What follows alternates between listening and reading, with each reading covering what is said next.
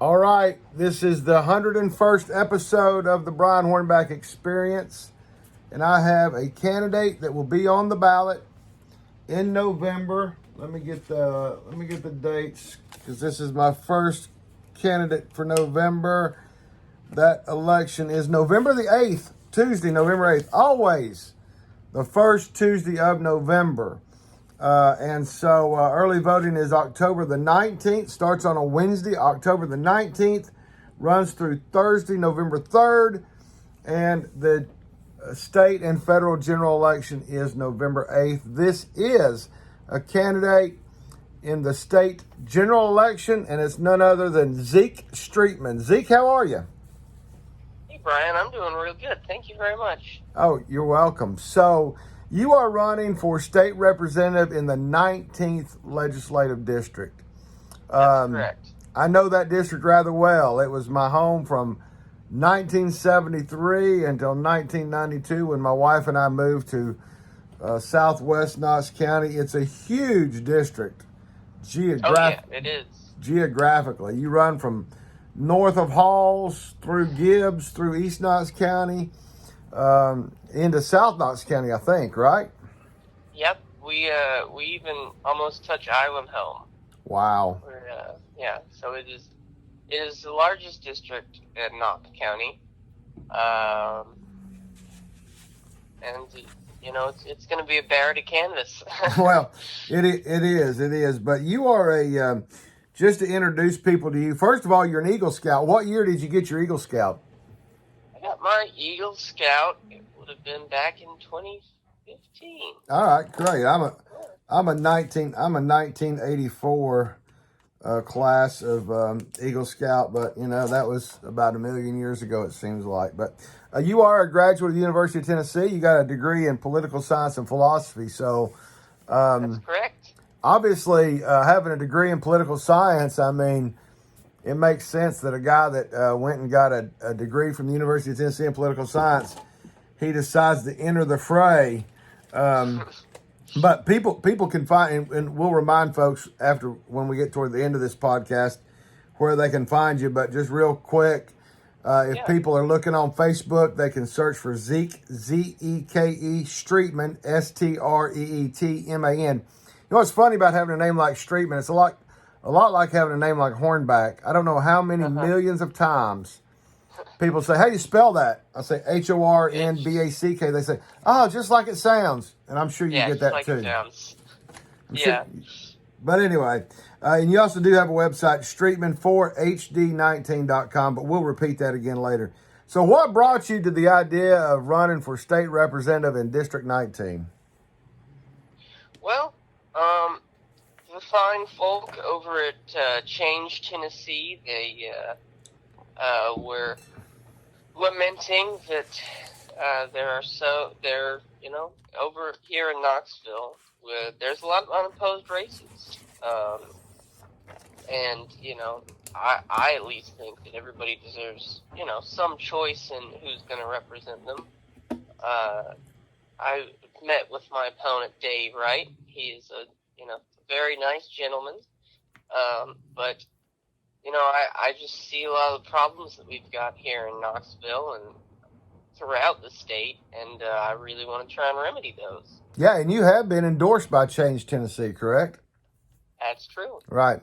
So how was that meeting with your opponent? How did that go? Oh, we hung out in his backyard and just talked. Wow, that's great. That rarely happens. That rarely happens that people who run against one another end up having a face-to-face meeting. It happens a few times, but a lot of times that doesn't happen. So I didn't know that. And I got Dave's number from his website, and I called him up. I got his secretary first, and we talked a lot about the district and some of the big players and what Dave thought what his focuses were when it came to his political career and what I'm trying to do. And so we were very cordial, and I have to say I really appreciate it, given some of the other people around. Like if you go a little farther south than Tennessee, and Marjorie Taylor Greene's opponent was run out of town. So I'm appreciative that I have somebody that is such just a good fellow. Right, in my right. opinion. Well, let's talk about you've got several issues on your website that you're. First of all, I want to commend you because I did check your website. I think you're the first of all, in the. Let's see. I guess I started. I guess on August the 9th, I started my 18th year with my political blog, my political website. Not been doing podcasts quite as long, but I do have a tendency when financial reports come due and they're made public. I do have a tendency to go and look at financial reports and report how much money somebody had on hand, how much money they got, how much money they spent, and how much they still left on hand. I think in all the years I've done that, I don't think anybody other than Zeke Streetman has actually gone and published their campaign financial disclosure on their own website. So you've got your first one up there, and I saw where you've pledged to continue to post those on there. So what's kind of explain to folks why you would do that? Well, to me, we got so many people who might be using their money, indiscriminately, and I just want to show my constituents that,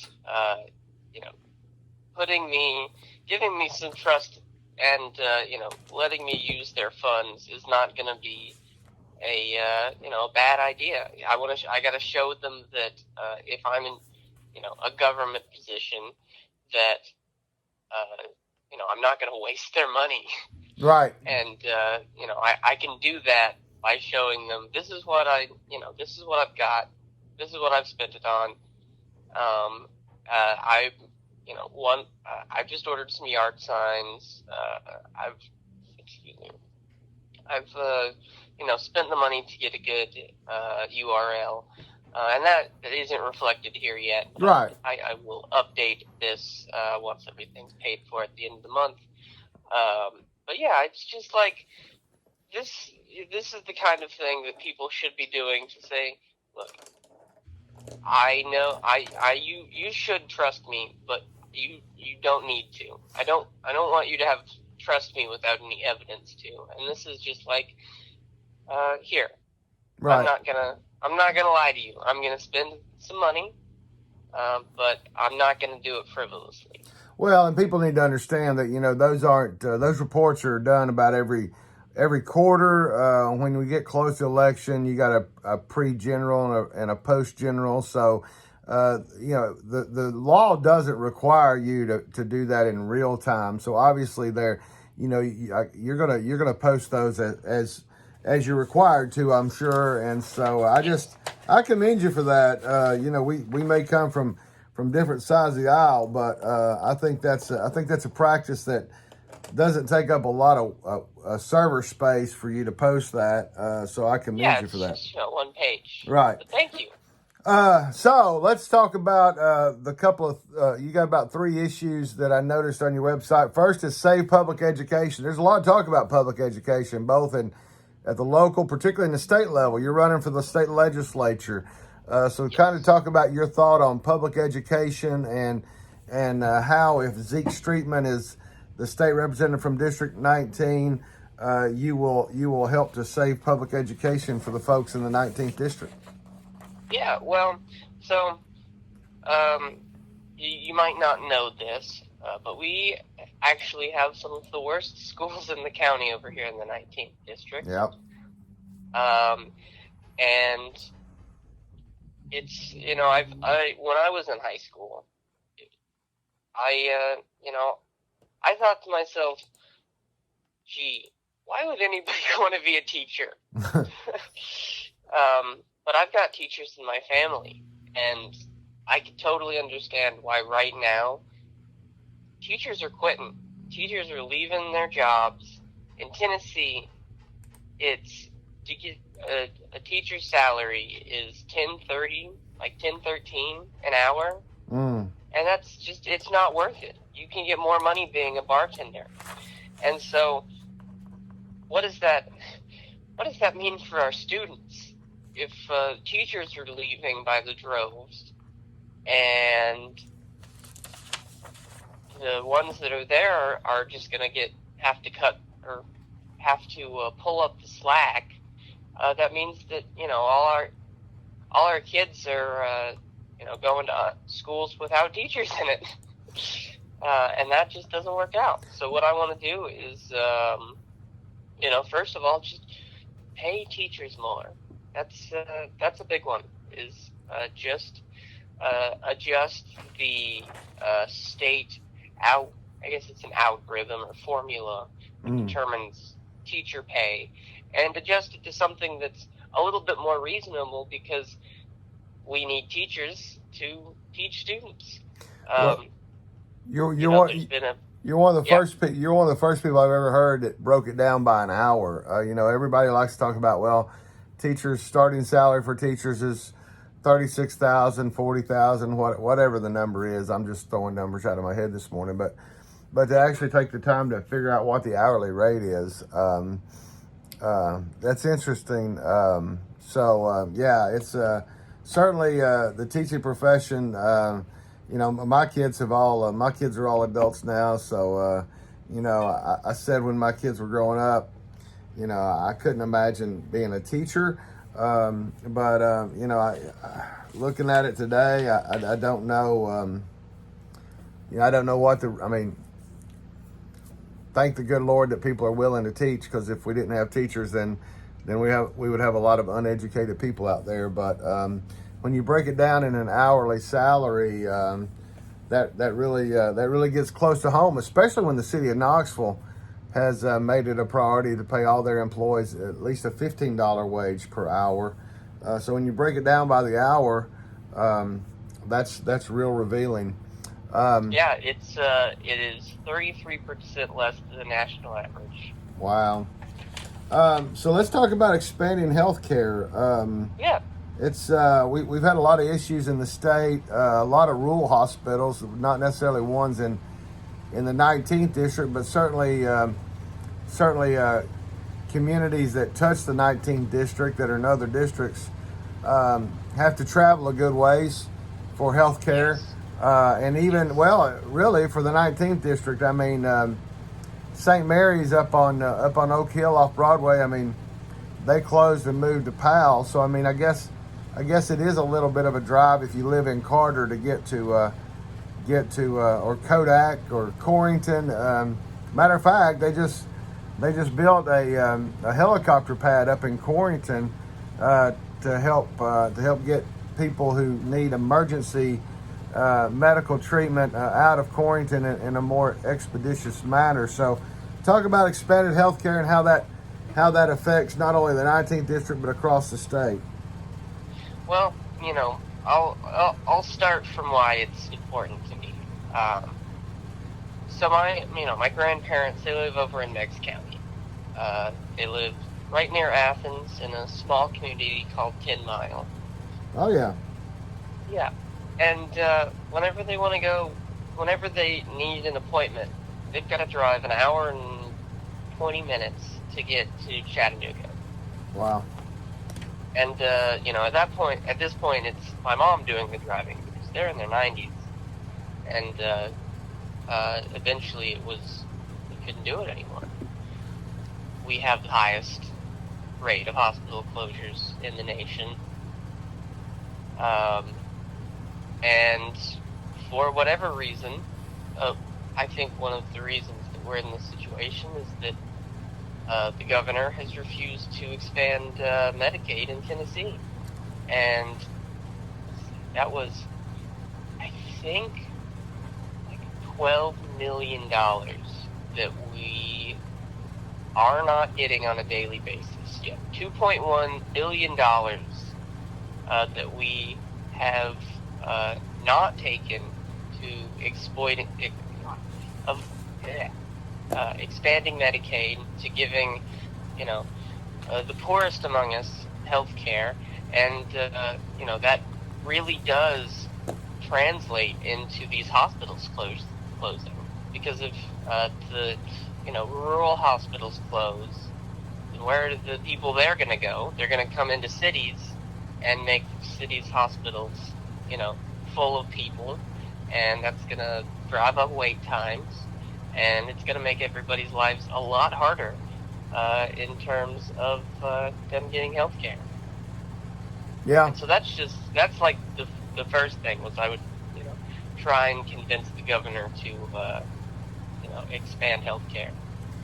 Well, in the rural areas do typically have the older citizens for the most part. I mean, those are folks who they've been there all of their life. They haven't found a reason to have to leave and don't want to leave. They don't want to leave. But right. There's not like a medical clinic 20 minutes away in case of an emergency. Wow. And so going back, I know the governor and particularly the Republican supermajority is the ones that have kind of put the line in the sand and said we're not going to take the Medicare Medicaid expansion. But let's go back to education real quick. What were your thoughts on Larry Arnn, the president of Hillsdale College, and the comments that he made about teachers in Tennessee and I guess the non-reaction by our Tennessee governor? I mean, all I can really say is that if that's what you think of the teachers in Tennessee, then you obviously have not been to any of our schools, because our teachers work incredibly hard all over the state, and they're doing it on peanuts and just for the children, and they've spent a lot of time trying to take some of that public money and moving it into the charter schools, and to me it's not effective. That's not an effective use of public funds, because the kids who really need it are out in the country. They're out in rural Blount County or Blount County. They're out in McMinn County. They're not in places where it would be profitable to put a private school. And so if they keep doing that, then we're going to run into a lot of problems where we're just, letting the people that have the most money in the richest areas have the best education. And that's going to be really bad for the majority of our state, because we're not all Williams County. We're not all Anderson County. We're not all Rutherford County. Right. And so whenever you compare things like academic rates with, say, Knox County versus, what county is Franklin in? Well, and I think the reaction to Larry Arnn, I mean, from the legislature itself was pretty quick. Cameron Sexton, the Speaker of the House, was pretty quick to condemn it. Other members of the House have been very quick to condemn it, but it's been perplexing, especially from my side of the aisle, to see that the governor's not been reactive at all to the comment, and so I don't know what the future for Hillsdale College is in getting charter schools created. But if I were making those decisions, I would think twice before, or I would look very, very close at any proposals for charter schools from Hillsdale. But the other point. Yeah, well, right now, yeah. Yeah, go ahead. Well, I was just going to say that right now, the charter board that has been developed has very little oversight from other individual school boards within each county. Right. And I think that's something that we should definitely look at and try to understand why they've been given so much leeway. Right. Yeah. The other thing, so yeah, I think the legislature should continue to look at a lot of things, whether it be the composition and the makeup of the Charter Review Board, or I asked this past election, this August 4th election, when we were voting on retaining or replacing judges, which many people don't even know who the Court of Appeals, Court of Criminal Appeals, who the Supreme Court justices are, who they're appointed by, how recently they've been appointed. And so, I asked Representative Zachary on August 4th, on Election Day, should the legislature look at the Tennessee plan? Because when you give people a 4-page ballot and people haven't been properly educated on 2 pages of it,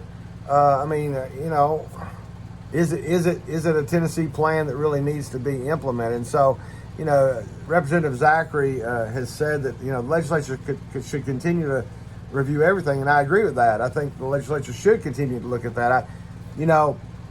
What the answer is, do I agree in a judicial lifetime appointment? Not necessarily, but I don't agree with us voting on retaining and replacing people who, unfortunately, I'll say this, COVID has been really good for me as a blogger because I've been able to watch a lot of Supreme Court and Court of Appeals things on YouTube, and so I would encourage people to go to YouTube, Tennessee Courts, TN Courts, because you can watch a lot of those, so you can get to know who those judges are. But whether they should be retained or replaced, I'll just be honest. For me, having been active in politics since I was 16 years old, which goes back to 1982, even I don't feel like it's within my pay grade to decide whether somebody should be retained or replaced. And we've only replaced one in the course of the Tennessee plan, and that was in either 94 or 98 when Penny White was voted off the Supreme Court. But again, that was over a controversial decision that she made concerning the death penalty. But the last thing that you talk about is building a bright future, and you talk about the opportunity to build a carbon-free infrastructure for our homes, eliminate electrical bills, and ensuring internet and electrical access to everyone in Tennessee. So talk about that, and then I'll let you get back to the campaign trail. All right. Well, to me, I want my electricity bill to go down.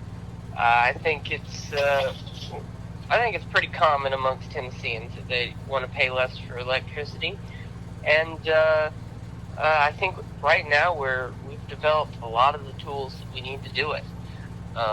We don't have them implemented here yet, but once we do things like just one example that I think is an interesting thing that we should consider. You can collect the wind from cars on the interstate. You put a vertical turbine right off the interstate. Anytime a car goes by, it blows the turbine, generates a little bit of electricity. You can line these up, and you can generate a lot of electricity. We've got dams all over the place. And I'm in talks with the TVA on how to make a plan that would be easy to implement over the course of the next few years, and that's going to result in people needing less material in order to run electricity. And another thing that I think would be good is to have at least state access through TVA for the internet. There's the various internet companies that come by and offering their services, and it's like $140 or $120 a month for television and internet. So I think that's definitely something that we could be competitive with and drive down the prices for everybody. And we've got a lot of not brownout, but like empty zones in Tennessee where there's just no internet for miles. Right. And that's something we can definitely fix because we've already got the electrical infrastructure that we've built over the last 100 years from the TVA, even if some of that's been disastrous for local communities.